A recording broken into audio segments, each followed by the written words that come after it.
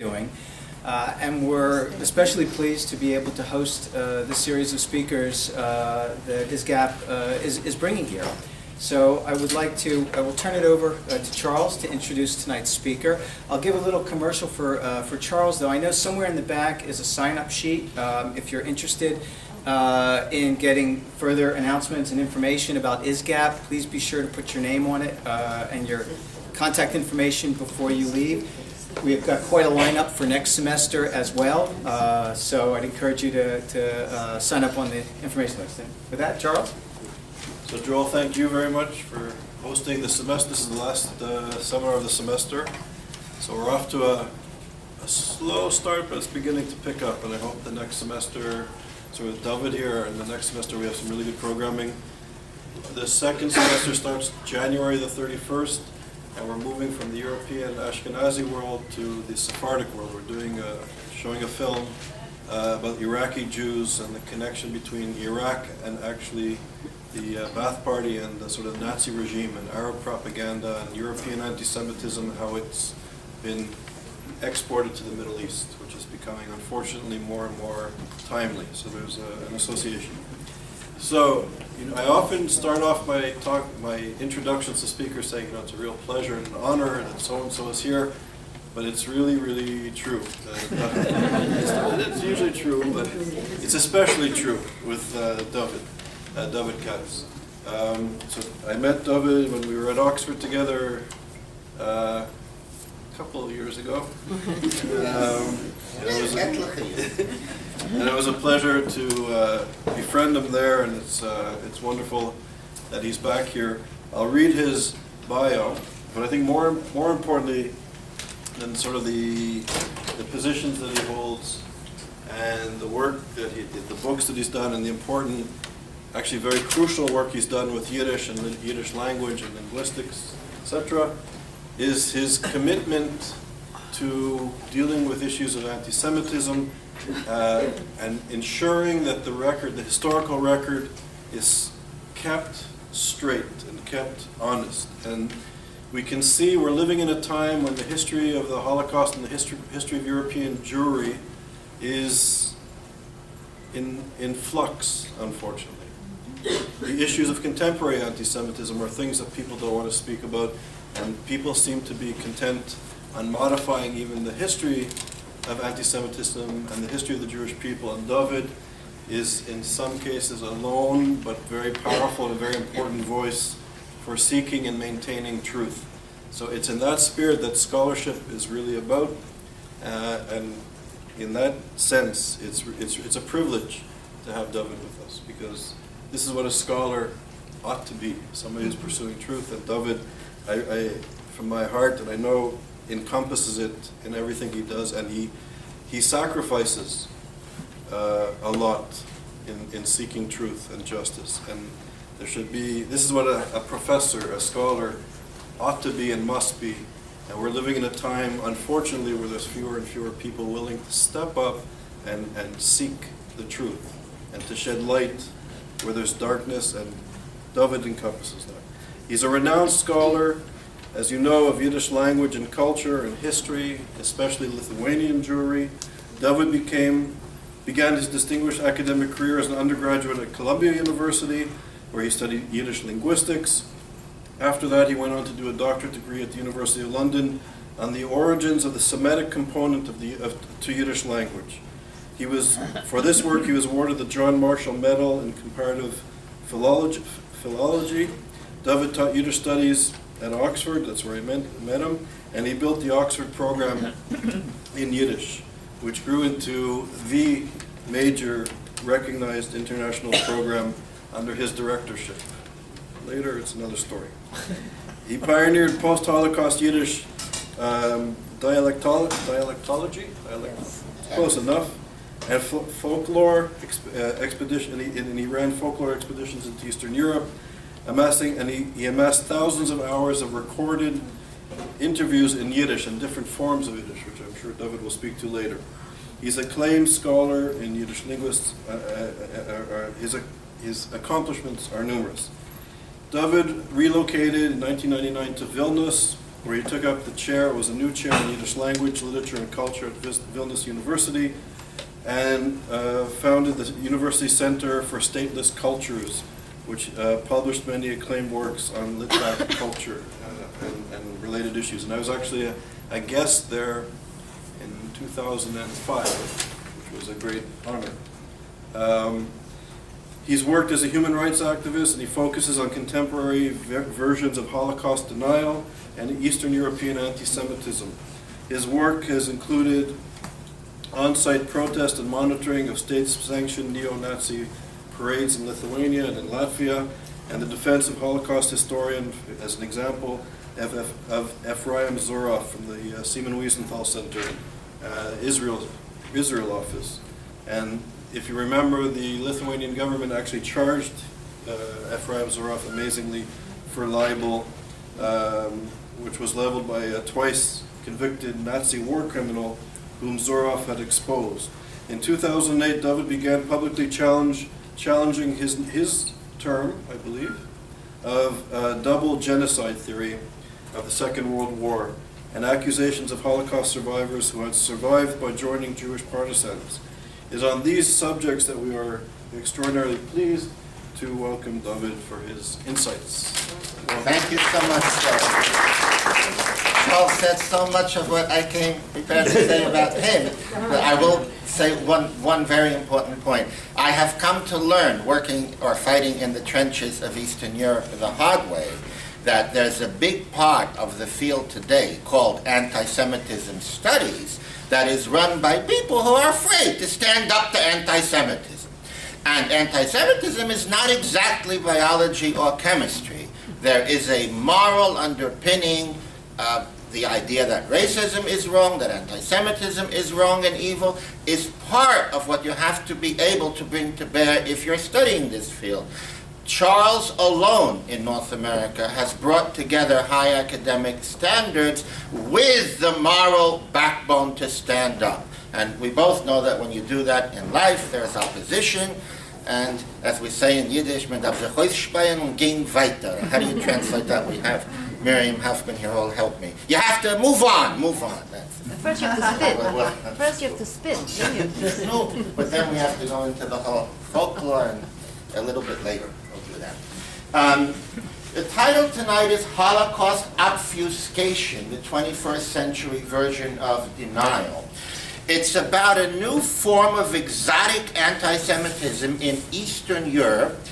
It hates local Jews, but not all Jews. It distorts and inverts the Holocaust, but doesn't deny it. In short, it's a lot of trickery paid for by governments and big institutions to change everything in an elegant way and to get as many Nochschlepper as possible from the West. Now, the connection between Holocaust denial and anti-Semitism is something very established that I don't think we need to go into here. There's never a neutral or good motive when someone starts saying it's all not true that they killed all the Jews of all those countries. It's an invention. So that's established. When the Soviet Union began to collapse in the 1980s, and you had the rise of the new nation states, many of which are today members of the European Union and NATO, a whole bunch of scholars started studying the new anti-Semitism in this part of the world. And when I read their stuff now from the early 1990s, I see that they mostly did catch what was going on. They understood that these very nationalistic small nation states in Eastern Europe, Lithuania, Latvia, Estonia, Romania, Hungary, so in some cases the Czech Republic, and others, want to cover up their collaborative roles in the Holocaust. They want for the Russians and the Jews to be the bad guys of history, not the Nazis and the local collaborators, which is themselves. And they were beginning in the 1990s to work up ways to change the whole history, something that becomes easier with the march of time because survivors are disappearing, witnesses are disappearing, perpetrators are disappearing.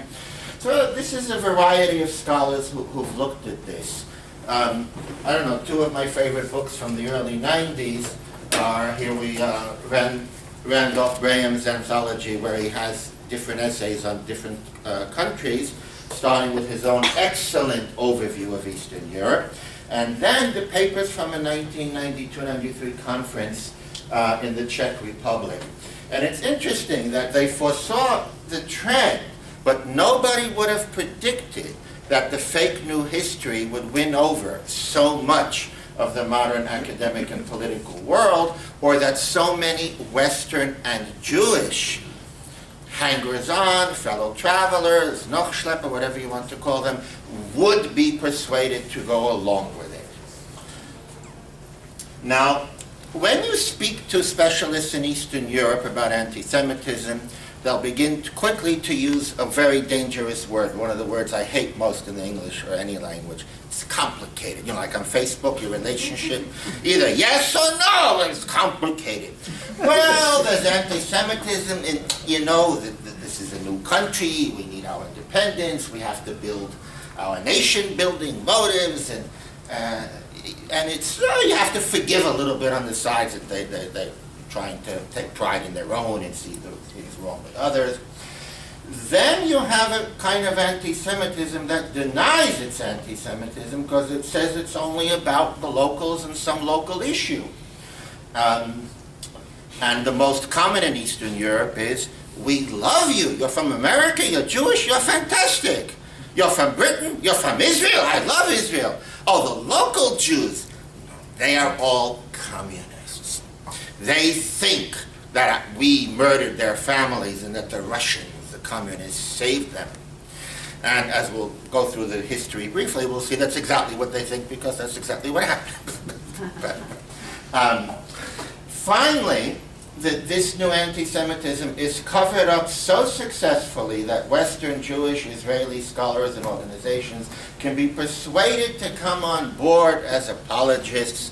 They can be persuaded because there's investment in Jewish research, in grants for research, and conferences, and symposia, and people like getting medals from the president and the prime minister, and free trips, and being made to feel a god in Eastern Europe.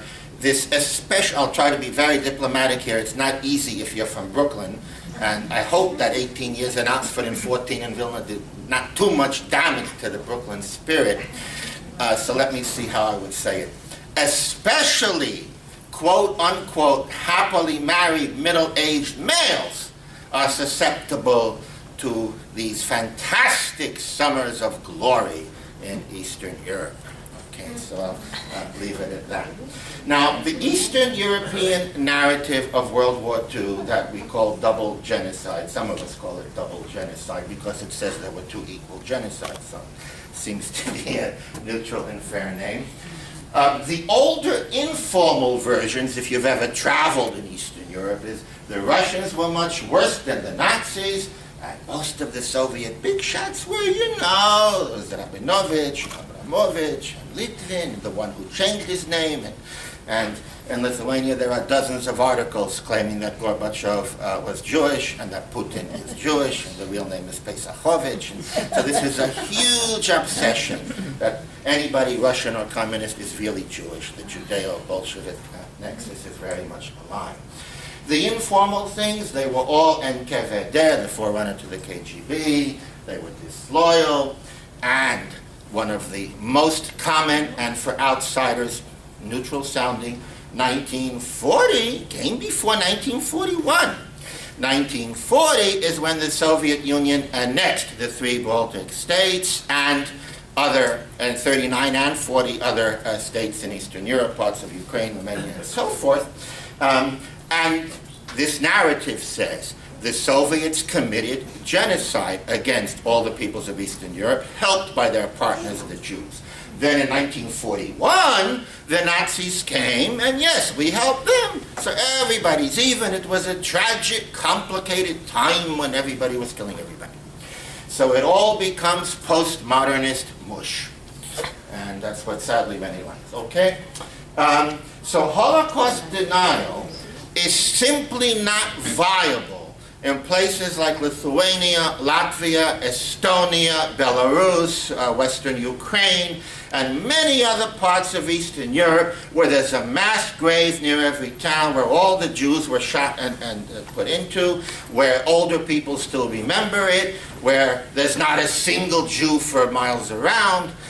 In other words, denial never came into it in these places. It's much easier to deny the Holocaust in places like France and Germany where people were deported. And there is no big mass grave right outside the town. Okay? Not to mention that France and even Germany had much higher survival rates than the Baltics, which had the highest rate of murder in Europe. So I call it Holocaust obfuscation, a movement to confuse and confound everything, to write the Holocaust out of history without denying a single death. So it's certainly not denial. Now, in the 3 Baltic states, the percentages of Jews killed were the highest in all of wartime Europe, around 95% in all 3 countries. That's because of the massive voluntary, not only collaboration, but participation. When we talk about collaboration in Holland and France, we talk about, for example, evil people who told the Gestapo that somebody's hiding in the attic. It could be about evil police who accompanied their neighbors to the train station. All kinds of terrible, evil things. But in these countries, it was providing tens of thousands of voluntary killers to do the killing, and it was after that quote-unquote success in June, July 41 that the Holocaust actually got underway in the sense of actual genocide, and half a year later it was decided on at the Wannsee Conference in January 42. This is from my other life as a Yiddish dialectologist. I would always love to shove in front of my informant old maps from the time when he or she grew up, and then you could always impose new lines of all the borders that changed later. So this is a big part of the area we're talking about. Lithuania, part of Latvia, northeastern Poland. So from 1920 to 1939, the whole Vilna area was in Poland, as was a big part of what is now western Belarus, Brisk or Brest, Grodno, Grodne, Pinsk were all in Poland. The Polish Republic had more than 3 million Jews and as you see, was very big. It was a relatively stable time compared to before and after, although very many problems did exist. That border, by the way, between Lithuania and Poland was the worst border in Europe. It had a 6-mile no man's land and no diplomatic relations because of the dispute between the 2 countries over the Vilna area. Now, on the 23rd of August 1939, the Molotov-Ribbentrop line was made by Molotov and Ribbentrop, and that's the northern part of the line with which Stalin and Hitler secretly carved up Eastern Europe. So according to that secret agreement, there would be 2 areas of influence, or to put it more bluntly, 2 invasions. The Soviets would come from the east and take everything up to the Black Line. The Nazis would come from the west and take everything up to the Black Line, and that would be the new. This is a slight simplification because there was an annex in September, but we're not going to go into the details. This is a summary of it. It's a little telescoped in the sense that the deals of October are included here too. But something strange happened. The Nazis quickly, they started the war against Poland on September 1st, and they quickly took everything that was theirs according to the pact. The Soviets on September 17th came and took everything else, but they very kindly stopped at the borders of Lithuania, Latvia, and Estonia. They didn't want a bloody fight with these nationalistic countries, so they started playing tricks. We'll recognize your independence, we won't occupy you. And in the case of Lithuania, the trickery was worse and worse and worse. This is important because it leads to the understanding the bitterness. The Soviets said to the Lithuanians, not only will we not invade your country, you know that dispute you had with Poland, that border, we're going to give you Vilna. Call it Vilnius, call it whatever you want, and we're going to give you the whole area as a gift. So in October 39, Stalin gives that area, as you see, the Vilna area to Lithuania. Clever Lithuanians understood what was going on. and they had a phrase for it in the very difficult Lithuanian language, Vilnius mūsų, Lietuva Rusų. Okay, Vilna will be ours, but all of Lithuania will be Russia's, because the same agreement also demanded that Lithuania provide space for Soviet bases to protect it. Now, the Nazification of the Nazi sectors, of course, started immediately with a lot of killing, with massive humiliation, with incarceration in ghettos. The Soviets, on the other hand, imposed Soviet law, where everybody's treated like you know what. Okay, so, but equal before the law. So you have all kinds of memoirs. The Soviets came in and suddenly it became illegal to say the word Žyd, the dirty word for Jew. You get a fine for saying Žyd. So the whole Soviet occupation was very bad. Synagogues, Hebrew schools, religious institutions closed down. Many, many people of all ethnicities deported to Siberia for being petty bourgeois exploiters, in other words, owning shops. So it was very bad, but nothing to compare with Hitler, of course. And then, in the summer of 1940, having softened up the Baltics with all the tricks, the Soviets fake 3 elections in all 3 Baltic states, and they become Soviet republics, and the original Molotov-Ribbentrop line comes into full effect a year later. Okay. Then the Nazis invade the Soviet Union on 22nd of June 1941, Barbarossa, where in the mind of every East European Jew I've ever spoken to is when the Holocaust starts, and when the barbarity of actually killing everyone in sight starts. And in Lithuania and Latvia, the widespread murder of civilians started on June 22nd and 23rd, before any German forces had actually arrived there. About 6,000 people were killed in those quote-unquote pogroms. I don't know if pogroms is the right word, because it's the onset of the Holocaust, of killing men, women, and children, neighbors, because they're Jewish. That had never happened. In fact, Lithuania and Latvia and the old Grand Duchy of Lithuania had the best record of tolerance for 600 years, and that continues to mystify many scholars today. Now, why would people today in modern Lithuania, Latvia, and Estonia be investing millions of euros, dollars, whatever, into changing the history? First, nationalism, national pride. If you think about it, we in America were not always mature about telling the truth about African Americans and about Native Americans. And now there's the maturity where you don't have to say, we have a perfect record, we never did anything wrong to anybody in order to be a proud American. But that didn't come overnight. So in these countries, there is this thing, we were always the victims. Our people couldn't have been part of anything like the Holocaust. National pride. And don't you dare say that that's a part of our history. Second are special kinds of racism. I don't dislike Jews and Russians, but after all they did to us, we have to get our side of the story out, that they were disloyal. So there are the special kinds of East European racism. Now, the third factor is the most important of all, because more and more young people are arising to be middle-aged and into important positions in government and academia, and they have all hit on the same idea. Wait a minute.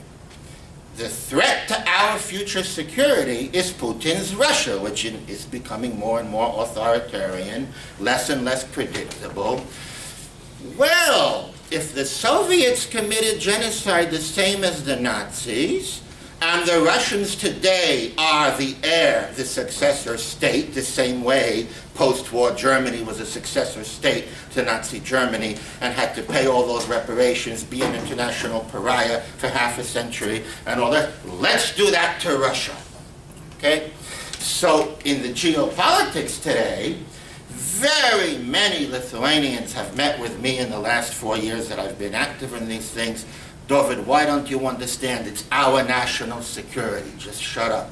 And I said, how is it your national security to lie about the Holocaust and to accuse the local Jews of this? And he says, we have Russia next door. You don't understand what that means. So a lot of this third crowd doesn't care that much about nationalism or racism.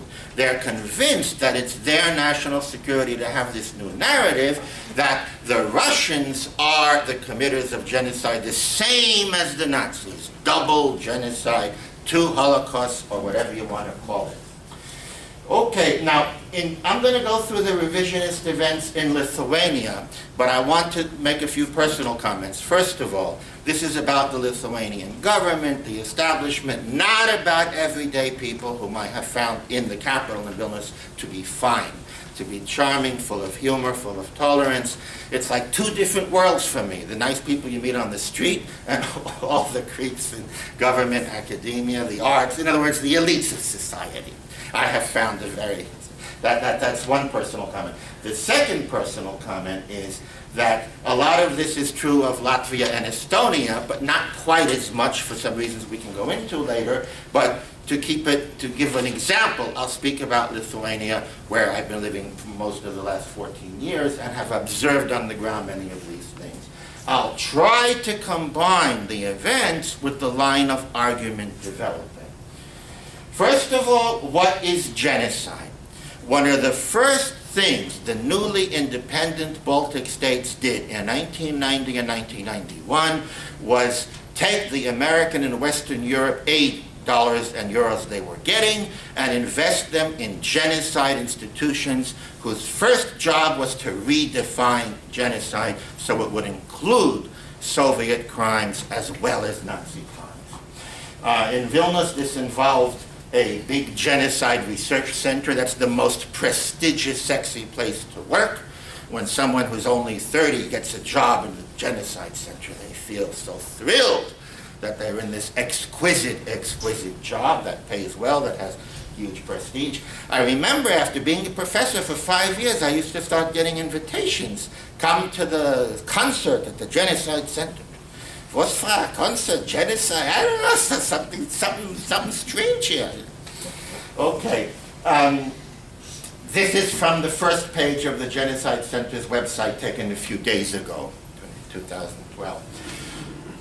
If you can all see it, I won't read it, yeah?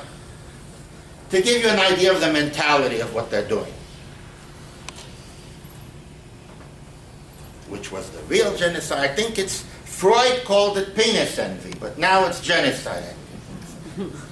They think they have genocide, I have a better genocide, look at mine. And the Jews are still, they have their own country, how can you call it genocide? In other words, endless, useless mental acrobatics about the word genocide by an academic institution. Okay, you'll see that. Could you just go back a second? Of course, I'm sorry. It says their ethnic group survived. So if they don't, it's not genocide unless 100% of a population is annihilated? Well, this particular version seems to say that only time will tell if the results of the genocide are that this nation disappears. And we already see that the Jews have not disappeared as a result, I'm paraphrasing, that the Jews have not disappeared as a result of what the Nazis did, but we only time will tell whether the Soviet genocide of the Lithuanian people will have shown to have destroyed the Lithuanian people. Okay. The argument gets more and more convoluted. For example, if you keep reading that page, you say, why did 1 million Lithuanians leave Lithuania in the last 10 years? Because of the incredibly bad economic situation left to us by half a century of Soviet misrule. It's always the Soviets who are guilty, no matter what it is. So it's the redefinition of genocide, in this case, to the ultimate fate of a people who have suffered some calamity. And one of the reasons the Jews were killed is because they were communists. I'm sorry? Jews were killed because they were Russians communists. Well, yeah. Okay. Then, in the middle of Vilnius is a state-sponsored genocide museum where you read all about the revolt of June 1941 by something called the Lithuanian Activist Front. The Lithuanian Activist Front were Lithuanian nationalist murderers who put on a white armband and started murdering their Jewish neighbors on June 23rd, 1941. Maybe they fired a few shots at the retreating Soviet army. The Soviets were running from the Germans, not from them. But before June 22nd, they didn't fire one shot at any Soviet army personnel or officer or facility or anything. In short, this is a case of glorifying the perpetrators. They weren't really out to kill the Jews. This was our glorious revolt against the Soviet Union. We got them out, forgetting the slight detail that the Soviet army was fleeing Hitler's invasion, not the Lithuanian activist front. Now, it's no secret that I came to this from Yiddish, and I came to this from my love not only of Yiddish, but love of Yiddish for me cannot be separate from love of Yiddish-speaking people and the last survivors and the last of the Mohicans from before the war. For the local Yiddish-speaking Jews, nothing could be more painful than this idea that the people who butchered their families before the Germans even came are heroes today in the country they are citizens. I mean, it's mind-boggling. Okay? The museum has many anti-Semitic 1950s cartoons with no curatorial comment. This one is a very Jewish-looking guy at the left, together with Stalin blowing economic bubbles and the disastrous Soviet economy, from a soap dish with a nice little Mogen Dovid on it. Okay? Sorry, this is a very bad photograph. This is a Jeep that's driven by Stalin, Lenin, and Yiddishist Yankelis, the Jew Yankel. This is after the Holocaust, where there are virtually no Jews left in the country, that the Jews are conspiring with Stalin still. And that is now in the museum as part of the revolutionary artwork of the underground of the late 1940s that did oppose Soviet rule, but many of whom were recycled murderers from 1941. This was from an exhibition a few years ago, and it was about Ukraine. In Auschwitz, we were given some spinach and a little bread. War is terrible, but famine is even worse, and that was the only mention of Auschwitz or the Holocaust in the whole Museum of Genocide. Okay. So a museum of genocide on ground zero of the Holocaust that doesn't mention the word Holocaust, and Auschwitz is mentioned as something that wasn't quite as bad as the Ukrainian famine.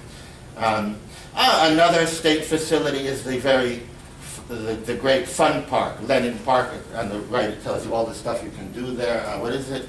Picture gallery, museum, and Luna Park. What's a Luna Park? It's on Coney Island.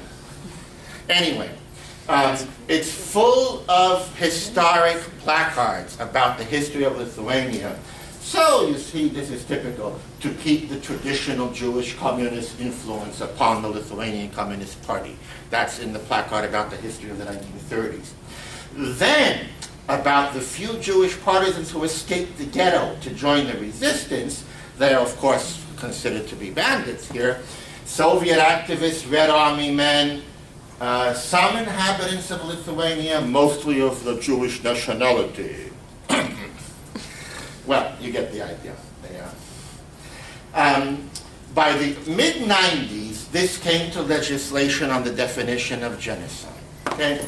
The inclusion of deportations, the inclusion of long-term plans to get rid of classes of people. The Soviet Union tried very hard to get rid of what they considered the bourgeoisie, the clerical classes, the anti-social classes, the anti-proletariat, or whatever. So those were all true in theory in Soviet practice. They were never true in the sense of murder every man, woman, and child from these people. But in the new definition, it goes in.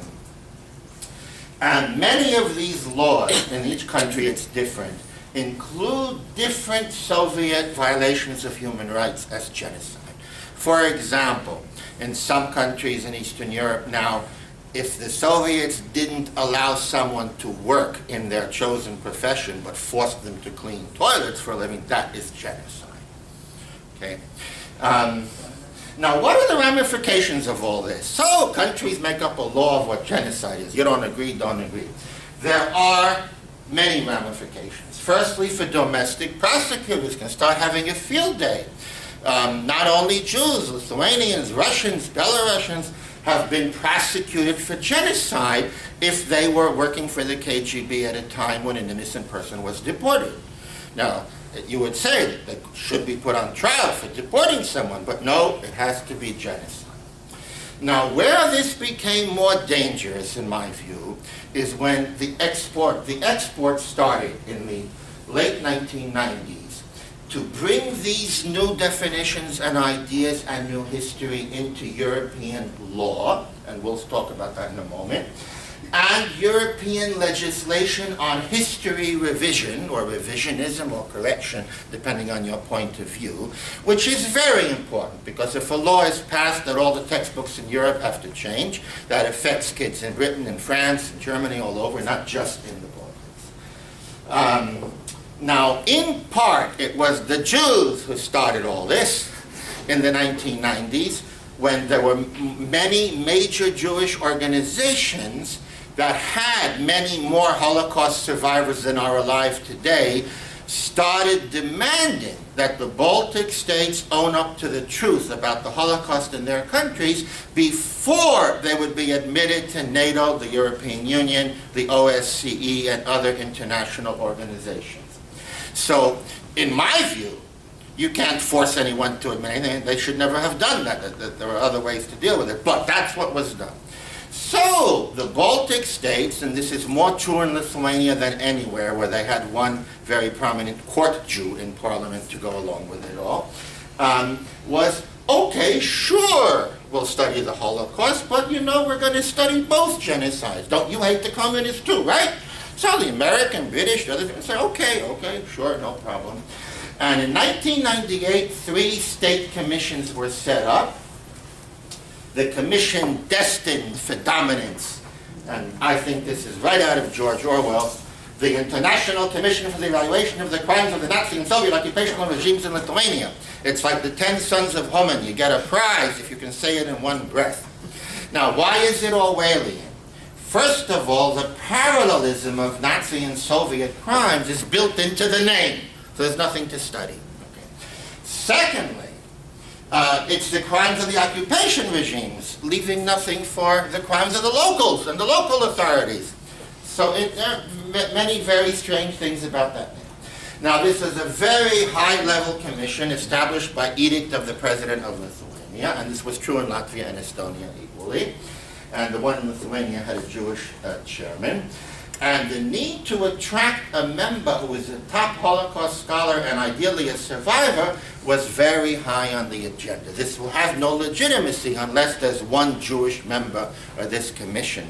So they found the perfect guy, Yitzhak Arad, originally Rudnitsky from Tzventsian, north of Vilna, survivor, resistance hero, major historian, and he was director of Yad Vashem for 22 years. So now, when Yitzhak Arad started getting telephone calls from the president of Lithuania, he was already a pensioner in Tel Aviv. And now when he tells his story, he says, I didn't understand why the president of Lithuania keeps calling me, that I can help reconciliation of our peoples, brotherhood, love, and moving forward together. And for years and years, he was treated very well. He would come to Vilnius. That's in my apartment in Vilnius at one of the parties I made in his honor in 2001. Lovely guy, as you see. I think I made him pose, because he usually... I forgot to mention, in addition to being a Holocaust survivor, he's a veteran of the partisans. He survived by escaping the Tzventsian ghetto and joining the anti-Nazi partisans, and then became a hero by the way of the Israeli War of Independence in 1948, and has many medals for his heroism in that war. 2004, Lithuania, Latvia, Estonia, etc. become members of the European Union and NATO, and 2006, I'm skipping many things because we'd be here all night otherwise, an article in a so-called middle-of-the-road newspaper in Vilnius, one of the mass circulation papers, has a front-page article, Expert with Blood on His Hands. Now, this article said that Yitzhak Arad is a war criminal. Now, why would he be a war criminal? They bought his book in English, The Partisan, came out in New York in 1979, and there's a paragraph in the book, not about him, but about his unit capturing a high German officer and killing him. because the partisans in the forest indeed did not have the Geneva Conventions or trials or judges or anything else. It doesn't say he killed him. Anyway, that's the basis of the whole war crimes thing. Now, that was the first time after many very happy, simple years in Vilnius that I was very upset. But all my Lithuanian friends said, Dovid, it's a stupid newspaper, it's nothing, don't worry about it. But within a few months, the prosecutor issued an investigation, a pre-trial war crimes investigation. At the time, the Israeli government protested vigorously. Things have since changed, and we're going to come to that. Okay. Then, in 2008, a big campaign starts in the European Parliament to get rid of the Holocaust via the red-brown equation, double genocide, yes? In January 2008, about a dozen members of the European Parliament got together in Tallinn, Estonia, and they came up with a declaration that said that victimhood of communism and Nazism has to be equalized, and never again must the famous words, never again, be not insured for victims of communism in the same fashion as they apply to those who suffered under Nazism. So this proclamation again gets to that Holocaust envy. That why can't we say never? Who said you can't say never again? Say it. It's not. But when major members of the European Parliament get together and issue a proclamation, it has moral force in the European Union. I want to pay tribute to the British campaigner for human rights, John Mann, who on the floor of the House of Commons in the British Parliament condemned it the same week, the end of January 2008. He said it's trying to equate communism and Judaism as one conspiracy and rewrite history from a nationalist point of view. He'd been dealing with them 20 years and he knew exactly, and he knows exactly what he's talking about. Later in 2008, about 30 major European parliamentarians, including two very famous people, Václav Havel, the famous liberal founder of the modern Czech post-communist democracy, and Gauck, the president of Germany, were among the signatories. And it has adjustment and overhaul of European textbooks, so children should be warned about communism the same way they're warned about Nazism. So this is a proposal to change European law for all textbooks in the European Union. More from the Prague Declaration, that the victims have to be recognized the same way, recognition that the crimes in the name of communism should be assessed the same way Nazi crimes were assessed by the Nuremberg Tribunal. In other words, we now need a Nuremberg Tribunal scale tribunal or institution to judge communism, to make it all equal. One demand of the Prague Declaration actually was passed by the European Parliament a year later. That was the demand that the 23rd of August be declared as a day of common mourning for the victims of fascism and communism in Europe. August 23rd, as we saw earlier, is the day of the Molotov-Ribbentrop Pact. And it doesn't say that it would replace Holocaust Remembrance Day, January 27th, but of course it would. There are not going to be 2 days in the year when people remember the victims of the Holocaust. Of course, for these guys, the liberation of Auschwitz is something to be forgotten because Auschwitz was liberated by the Soviet army. So how much more ridiculous is it going to get than that the liberators of Auschwitz are, by European law of 2008 or 2009, equivalent to the murderers in Auschwitz? I mean, it gets to such absurdities that you begin to wonder what they're all doing in Strasbourg and Brussels. It went a little further in 2009 with the Vilnius Declaration, signed at an OSCE conference in Vilnius with the votes of the United States, Britain, Canada, in which they put one paragraph, it's one paragraph in 80 pages, about double genocide and the proposal for an international Red-Brown Memorial Day to replace Holocaust Memorial Day in other countries.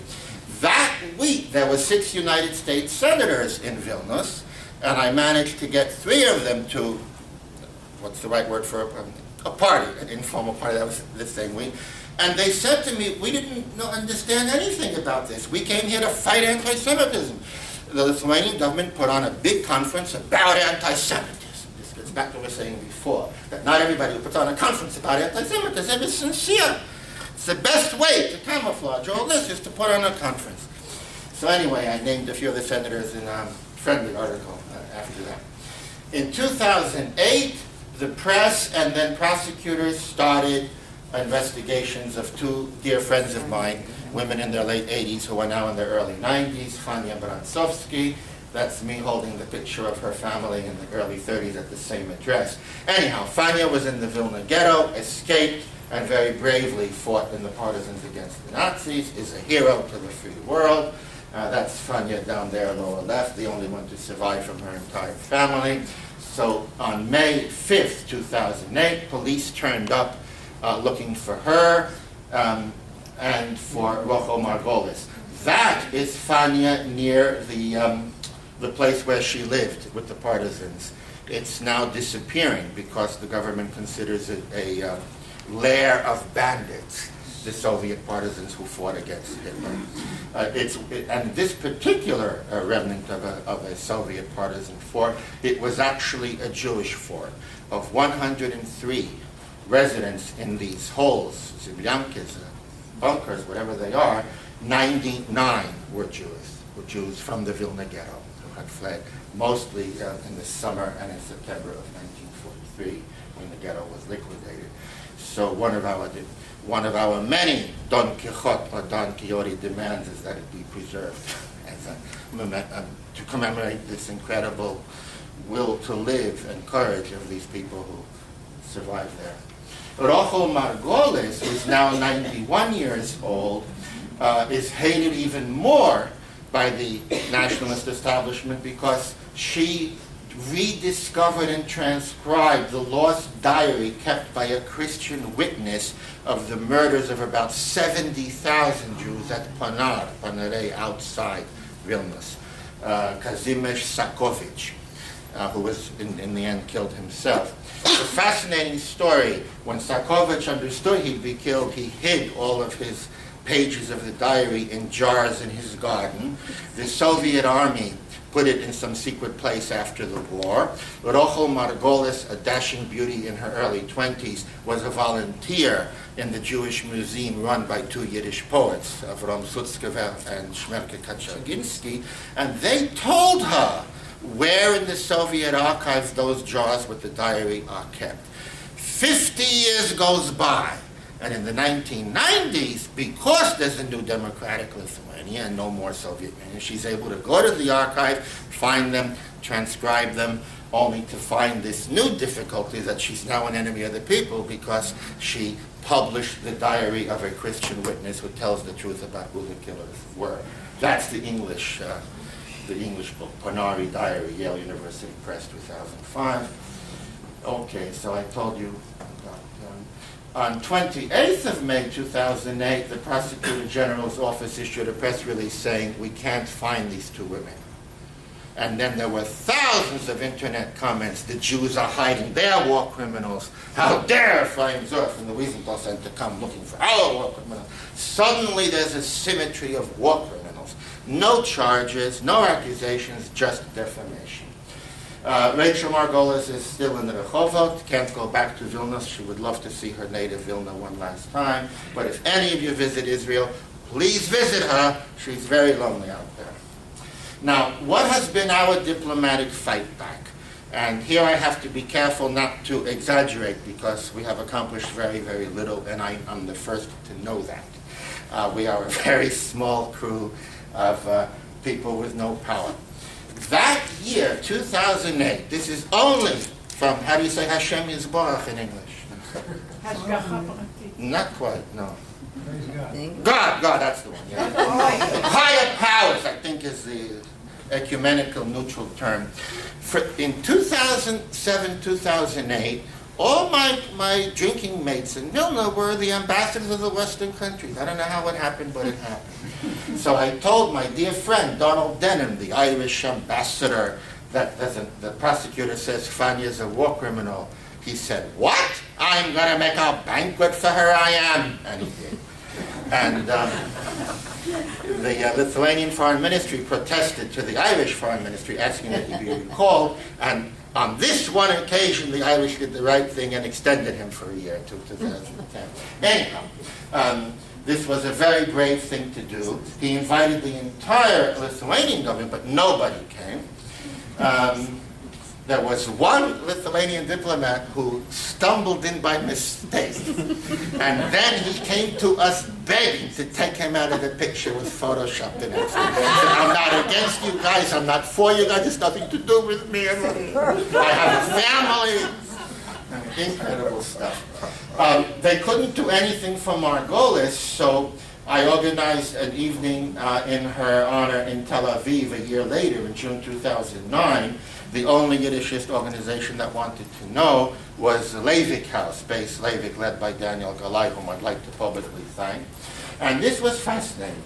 The second from left is Chen Ivri Apta, the late Israeli ambassador to the Baltic, sadly passed away from cancer this year, very young age. Chen Ivri Apta said, you know, Dovid, what should I do? My foreign ministry doesn't allow me to come as an ambassador. So I will come with my own money and announce that I'm coming in my own name. And he gave a beautiful speech, which we've just put on the internet now with his wife's permission after he passed away. And in his speech, he says, this is not only about Rachel Margolis, it's about a plot to change the whole history. And we'll get to the Israeli and American politics a little later. And finally, in 2011, we convinced Gordon Brown. You know what happens when a prime minister loses an election, he sits at home, he has nothing to do, and they welcomes every nudnik who comes in with a start. So, with our encouragement, he wrote a beautiful article in The Independent. Okay, in 2008, there was a new tolerance in all three Baltic states of anti-Semitism. Now, what's the right word for this? Upgraded. Let me give you an example. The marches in Latvia and Estonia honoring the Waffen-SS and the marches of the neo-Nazis in Lithuania used to be permitted in out-of-the-way places on out of the calendar days. But from 2008, again, this is all after EU and NATO accession, they're put on to Independence Day on the main boulevard of the capital. Now, again, my teachers in all this were the wonderful old Yiddish-speaking people. Whenever I'm in Vilnius, I do our Lehenkreis, as all Yiddishists do, a reading circle. And every Wednesday at 1, we would meet with about 20, 25, mostly elderly Jews from Vilna, and usually, say, charmingly fight with each other. I want to read. You called on her twice. You didn't call on me. And the day after this, in 2008, nobody wants to read. And I see something's wrong, and I didn't understand. I know about the march, but I didn't understand what it is to them. And then finally, one of them said, did you see on television they were yelling Juden raus, and the Lithuanian rhyme that translates, take the Jew off the ladder and kill him. And they said this was on the main boulevard of our capital on the Independence Day. So I began to understand a little bit better from them, who were my teachers not only in Yiddish dialects, but in these things too, that things were getting worse. There are some skinheads, but very many middle and upper middle class people from the universities and so on. That's the Lithuanian swastika with extra lines to signify the pillars of Gediminas. Gediminas was one of the great Grand Dukes of Lithuania who founded the city of Vilna in 1320, was a tolerant pagan who invited to his city people of all backgrounds and would be turning over in his grave that they call it his kind of swastika. But there we are. You see, even after all that, the Jews are still fighting for their heritage in all these countries. And from 2009, you had front page caricatures like this. That's the Jew and the gay holding up the world. And inside, I brought some copies. If anybody wants to take home a souvenir from tonight, let me know later. To get around some obscure law, they had to make it look like they're reprinting their own older front page. Anyway, those are all minor details. But the article inside explains to you how, explains that the Jews and gays in America have conspired to cause the recession in Lithuania. There's nothing else to do. They're sitting together, the Jews and the gays, in a council, and they say, how are we gonna screw the Lithuanian economy? So this is intelligence. That's the 80-plus chairman of our community, Dr. Alperovich, shown with a Soviet abacus and how he's tricking people to take their money away. In June 2008, a new law is passed equally banning Nazi and Soviet symbols. Now that's the BBC headline. Quite rightly, for them the news was a Lithuanian ban on Soviet symbols because you assume Nazi symbols are banned. Now what's this really all about? It's about saying that the last survivors of the war against Hitler, the last veterans, Jewish, Russian, Belarusian, and indeed Lithuanian, who used to love dressing up in their uniforms and drinking together on May 9th, Victory Day, could no longer do so legally. If they did it in their homes, they'd be lucky nobody would notice. So, of course, they continued to do it with a lot of humor. Let them come and get me, so I have many videos of that. Okay, in 2010, swastikas were permitted by one court in Klaipėda, the former Memel, as an ancient symbol of the Baltic peoples. By then, there was no protest from the Americans, the Israelis, the British, or anyone else, and we'll get to that politics in a little while. Again, a very bitter blow to elderly Jews.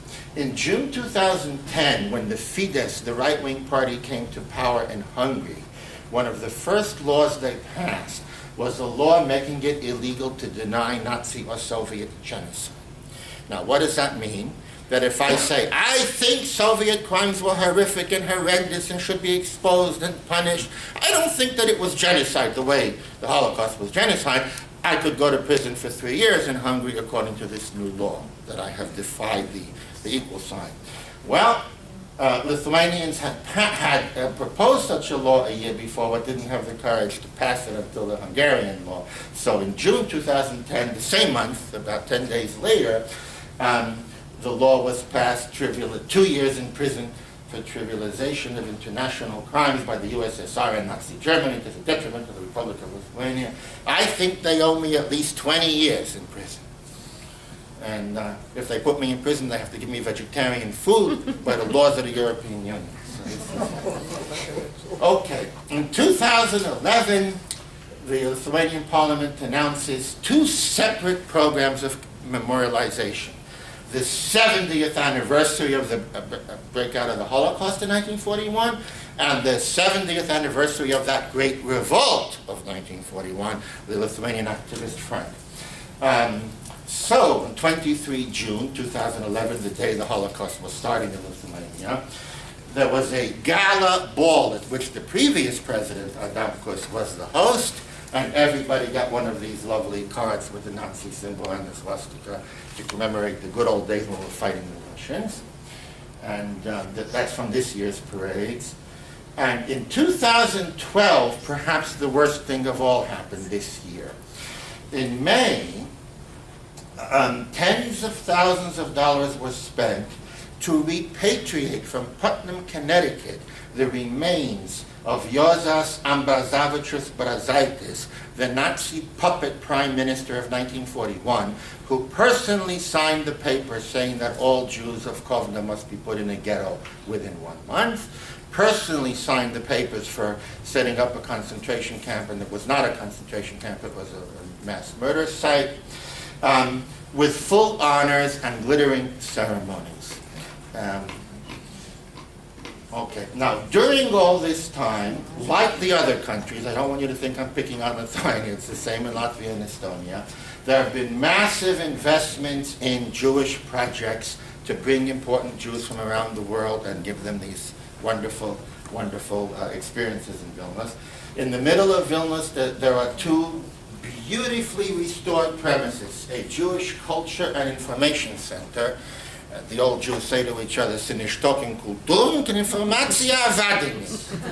Okay, and the Vilnius Jewish Public Library, which is a long, complicated story, but there's no Jews and no library, but there's a beautiful premises.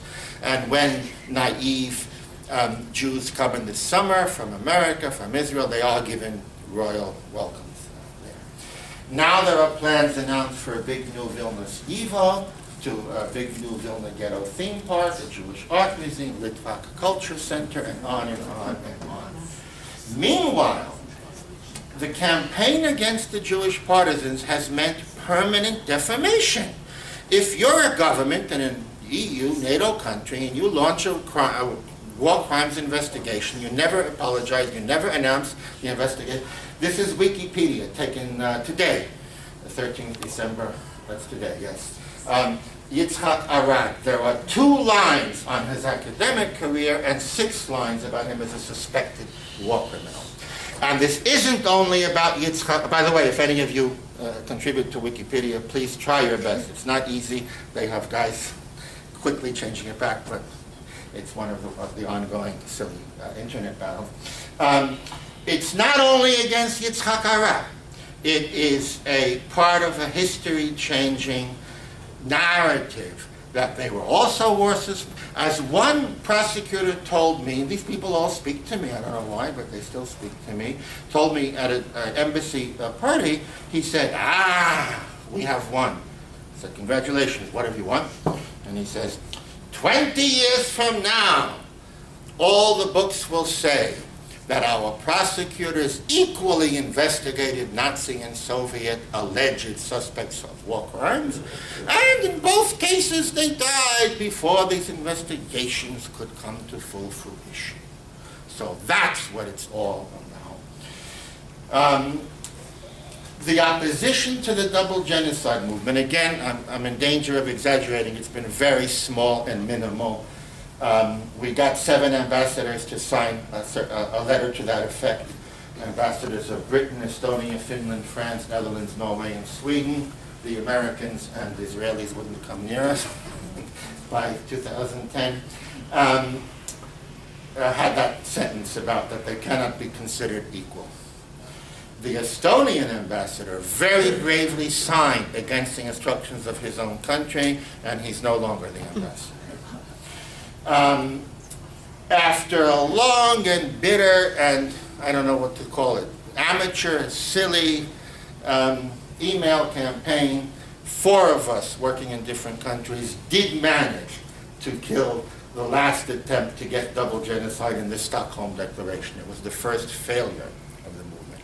One of the articles written against us said, Ephraim Zorov and Dovid Katz are secretly supported by millions of dollars from Russian business sources.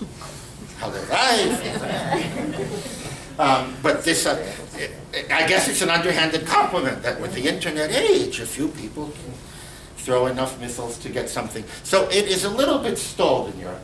There are 3 major opposition websites, Operation Last Chance, that's Ephraim Zorov, the Association of Lithuanian Jews in Israel, the last Litvaks, led by an incredible guy, Joe Melamed, 87 now, and our own Defending History, where I'm joined by one member of the Jewish community, Milan Chersonsky, and Jeff Vasil, an American of Lithuanian heritage, who came slowly to the...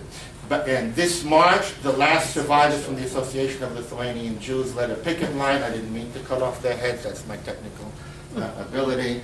This was a big gala dinner by South African Jewish businessmen of Litvak origin in honor of the Lithuanian foreign minister, who has many times made anti-Semitic comments and has supported double genocide. And Joe Melamed is carrying the sign, "Where is your conscience? Where is your solidarity? Dear diners." So I think it's very nice. Dear diners, because it was a dinner. Okay, and the other one is from day slavery. In 2012, a young man from Australia called Danny Ben Moshe had this great idea that we could make our declaration to answer the Prague Declaration. So I'll leave you with a souvenir tonight of the 70 Years Declaration. And if there aren't enough, we'll be able to send it to you. I'll leave, before I forget, leave you with other souvenirs of our cards. If you can Thank take you. one there. Now, the 70 Years Declaration, signed by 71 parliamentarians, specifically has language saying we reject the Prague Declaration, we reject the negation of the Holocaust, and it has served a very small purpose of stalling this big movement. I say stalling because we know how weak we are. That's a copy proudly on the wall. The Australian documentary company that did the film Rewriting History this year sent me to Strasbourg to deliver it to Martin Schulz, the President of the European Parliament last March, where he promised that he would do his best to keep the double genocide documents, from coming. Next week, there's a very big conference in London, sponsored by the Lithuanian government, and one very brave Londoner, Monica Lowenberg, is now in touch with all the London media about whether her international petition can be read, whether she can have 5 minutes to read a petition to the Lithuanian government, all of it with constructive solutions, to apologize to the Jewish partisans, to stop the campaign for double genocide, and so forth. I'd like to finish with the geopolitics, the Americans and the Israelis. In the case of the United States, having known American diplomats in the region for many years, they tell you the truth. They say that we personally don't care one way or the other. We care for the interests of the United States. The Baltic states and what Rumsfeld called New Europe, the East European countries, they supported us with blood and treasure in Afghanistan and Iraq, and in the case of Lithuania, allegedly with a CIA prison facility that may still exist. So this is fascinating. What does Lithuania want in return besides financial aid? What does it want? Support for the revision of history, fixing the Holocaust. You know, it's very hard for Westerners to understand how deeply obsessed or passionate Easterners are about this. I remember the famous Jay Leno gag where jaywalking, he walks in the street, finds a young person, says, "What do you do?" "I'm a history major." "Okay, who was Benjamin Franklin?" And then I start thinking, how wonderful! This kid who doesn't know Benjamin Franklin will never hurt anybody. And there, it's such an obsession that will allow our young people to die in Afghanistan and Iraq. You want a prison, we'll make a prison, we'll torture them, we'll do everything. But there have to be 2 genocides. You understand? There have to be 2 genocides and the Russian genocide. So it is a major foreign policy objective. In the case of Israel, Israel obviously needs diplomatic support urgently, very often in a way much deeper than America, where it goes to issues of existence, of existential things. So, you probably heard in the recent UN vote in the General Assembly that only the Czech Republic wouldn't vote for the non-voting status for the Palestinians in the General Assembly. And a year ago, Lithuania had a sensational UNESCO vote, being one of the very few countries that voted with Israel on the UNESCO thing. And again, the Lithuanian ambassador, who's in Riga, often comes to him, "What do you want me to do? We need them." Okay. In other words, they personally know that there's something very wrong here. But it is, so geopolitics is mixing in a way that's making this battle much, much more difficult, because we didn't get involved in this to be arguing with America and Israel. Okay, I think I'll stop there and ask for your questions and comments, and I don't know how much.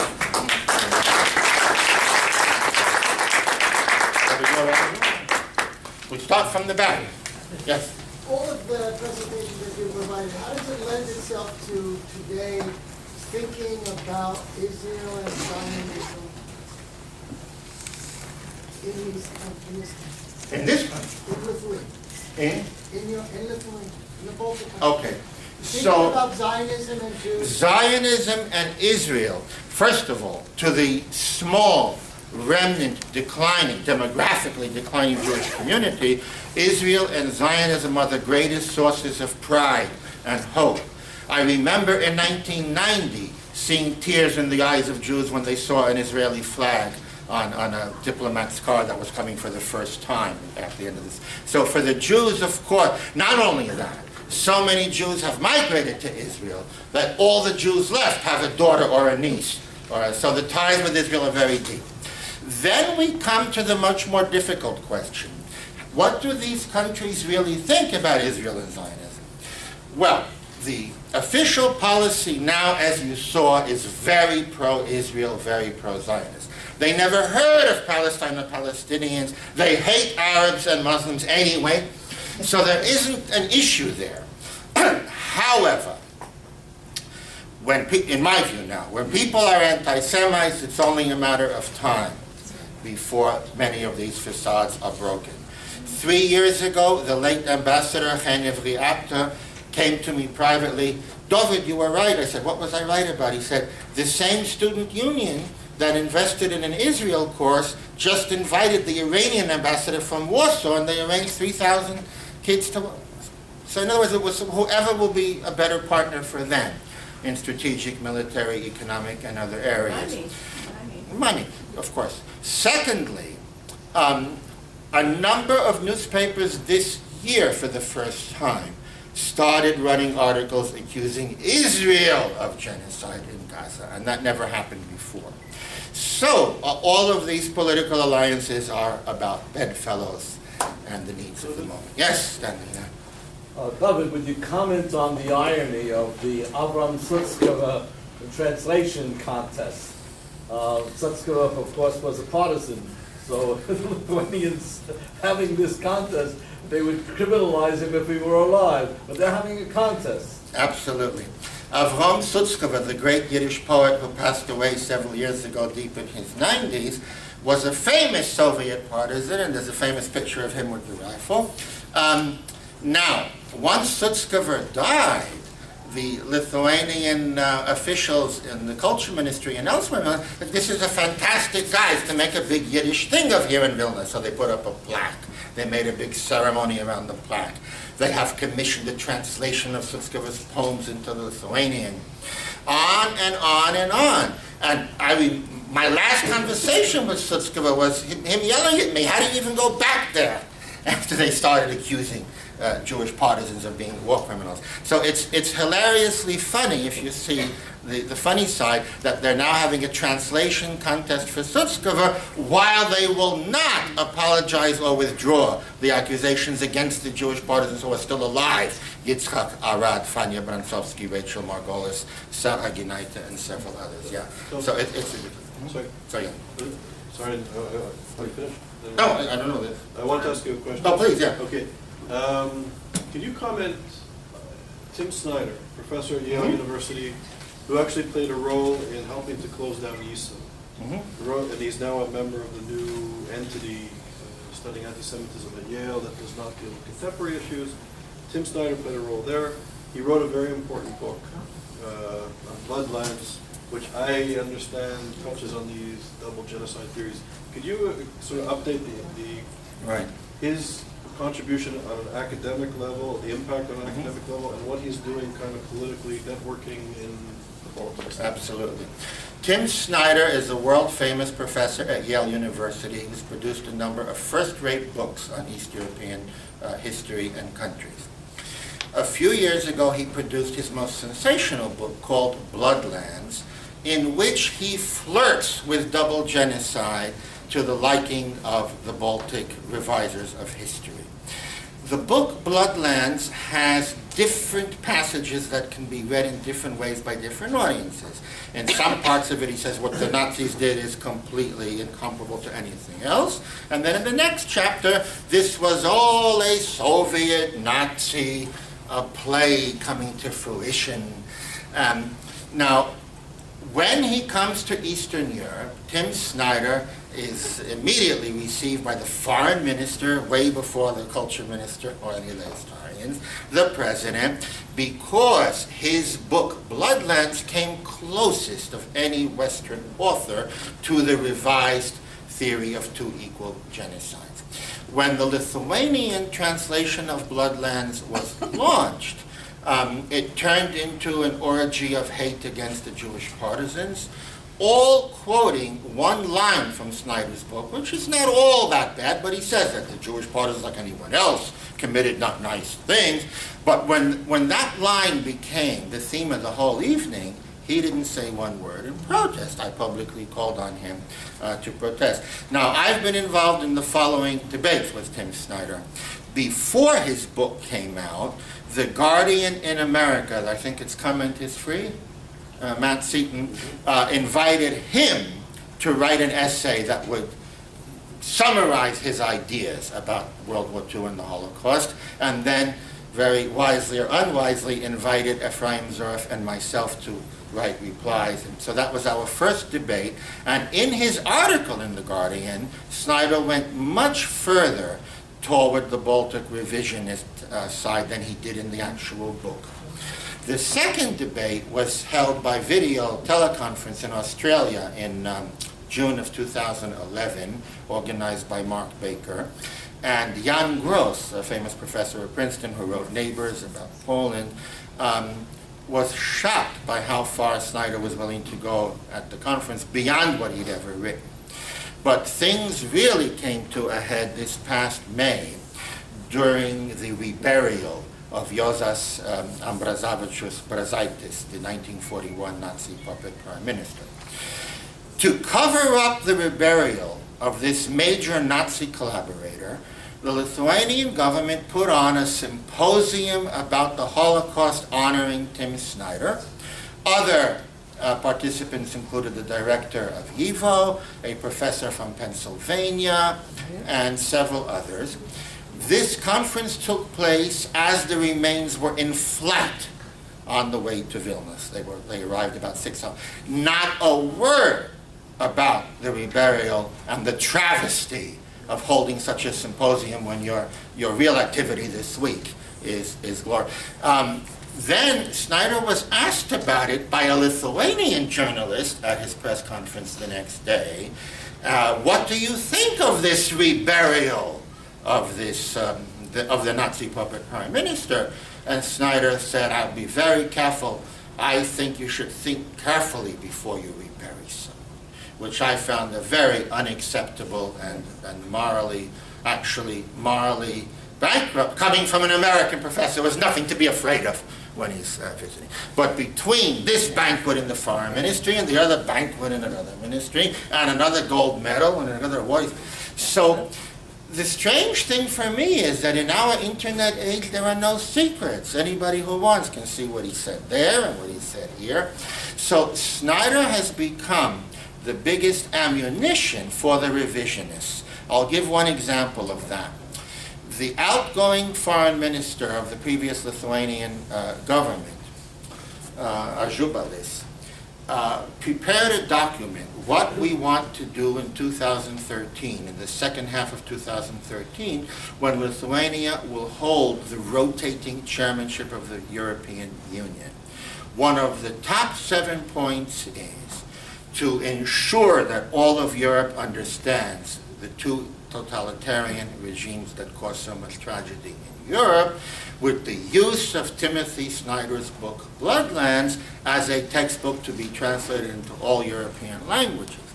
Now, there are some passages in Bloodlands that those guys don't like, but they're willing to overlook that because never has a mainstream Western scholar come so close to the far-right pro-fascist ideas now emanating from Eastern Europe. So it's, for me, a little bit inexplicable because I don't understand it. Sorry. So Joel, afterwards, Joel? No, I was just saying, you got about 5 minutes. Oh, okay. Oh, sorry, I went on too long. I should have asked. I'm interested to know what are the reactions about these shenanigans, both in Russia and in Germany.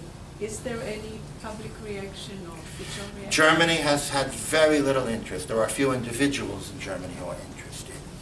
The new president of Germany, Gauck, himself signed the Prague Declaration. He's an East German by origin and shares many of the East European views. But the Germans have not shown us any great support. The Russians have set up an organization called World Without Nazism that does a lot of monitoring and perhaps good work, but we're afraid to touch it because we're considered part of the... I went to 2 conferences, and then I found on Wikipedia and elsewhere, Dovid Katz, the representative of World Without Nazism. And, so the Russians have, but it's not a sophisticated operation that has any impact. But have the Russians recognized the atrocities of a communist regime? Many have and many haven't. So it's a real problem. Yes? So, first of all... But please speak very loudly. I'm old and deaf, yeah. All right. Thank you very much. This was hugely informative. There was very little material here I'd seen before. So this was all new to me. But as you were speaking, I came up with 4 observations that feed into a single question. The first one is that you're describing people who didn't set out to be anti-Semitic. They set out to craft their own narrative and found the Jewish narrative in their way. The second thing is that the observation that Hitler and Stalin were 2 sides of the same coin didn't originate with these folks, and it didn't originate anti-Semitically. The best and earliest articulation I know of is Hannah Arendt, the artist, the totalitarian. So there is basis for this. There's an intellectual tradition that goes back earlier, certainly about Stalin and Hitler, and not necessarily about Nazi and Soviet crimes, maybe. But anyway, yes. The third is that we have a problem in the West today, is that we have a victimization culture. And so, people you have one group of people who want to show that they are victims, and therefore, show that they are victims, therefore worthy of sympathy like all other victims. And you've got another group that's attempting to show that, that's attempting to counter the argument, you have another group that is attempting to show that Western culture has been uniquely horrible, and therefore, is not worthy of any support anywhere in the world today. And the fourth observation is that periods when the Jews have been most sharply oppressed have generally been weak periods of history. And as we say, shit runs downhill. So that most of the peasants who really came and attacked the Jews through large parts of history were not well-adjusted, well-treated people themselves. They were, in fact, victims of someone else. So when you have these 4 things coming together, these are all, accurate observations and reasonable things for people to focus in on. What is the smartest strategy that we can take for dealing with it? Because you can't deny things that are accurate, that are more relevant to other people than perhaps our tragedy is. Yeah. Very big issue is what's called trivialization. What's one person's major point is a side point for the other. One example, the Allied victory against Hitler, something very important in Western culture, is rubbished completely in Eastern Europe as some minor insignificant detail that led to one totalitarian regime being replaced by another. I would hope that the forced revision of history, the criminalization of narratives, racist, anti-Semitic, homophobic parades on independence, that there are many things that we can all unite around in the current battle, and that America, Israel, and other countries perhaps can find ways, without rupturing ties, to nonetheless have a diversity of views. Yes? Could you comment on what's happening in Poland? Do you see any parallels? Say, very briefly, it's a topic for a whole I know. other day. Poland is very different. The Nazis invaded most of Poland in September of 1939. Yet Wabna and that area was the area that fell to the Soviet side. So the Polish experience is of the evil Nazis from the start. That's one very big difference for most of them. A second big difference. Poland is today a much larger and more mature European country than any of the Baltic states. And I have found in Poland, you do find all of this, but you always find a second opinion, and no one's getting in trouble for having a second opinion. Yes? I am very disturbed. Oh, sorry. Yes. No, please go ahead, but this will be the final. Final question.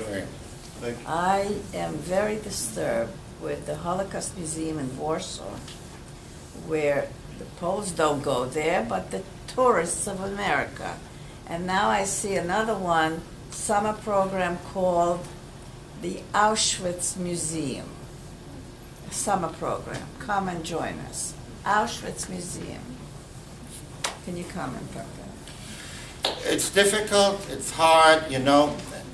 Very often, many institutions are being built only for foreigners and tourists and not for local people. Maybe I've been, hardened too much by the Baltic experience. If their museums would not have exhibits falsifying history, anti-Semitic exhibits, exhibits turning the murderers into heroes, I wouldn't care who goes there and who doesn't go there. So I have a lower bar coming from a little bit further east in Europe. Thank you. So, one